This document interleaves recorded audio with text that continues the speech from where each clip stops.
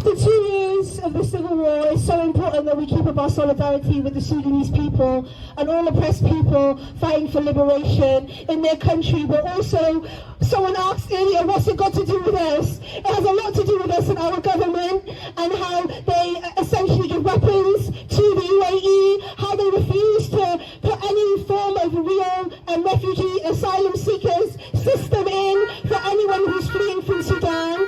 As the civil war continues and rages on, the UK continues to ignore the plight of Sudanese people. We need to realise that the importance of showing solidarity with people abroad means welcoming them here. If we are willing to send weapons over there, then we should be willing to be welcoming them over here.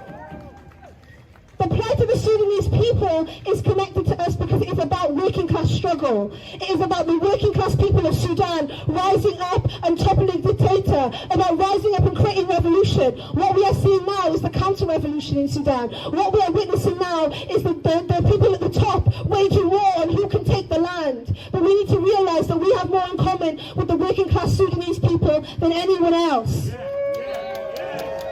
Here in the UK, we have managed to create an amazing anti-racist movement, especially here in Cardiff, and we need to continue that fight, and we need to push our government to offer safe passage for refugees here, including Sudanese refugees.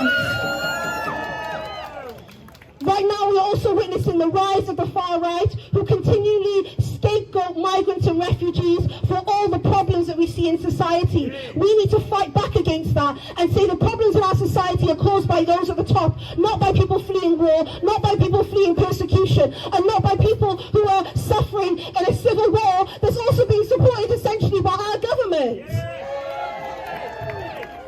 We need to continue to be anti-imperialist, anti-racist if we are to have solidarity. We need to push our government to create safe passage for all refugees. We need to push back against far-right rhetoric, and we need to be able to say that refugees are welcome here.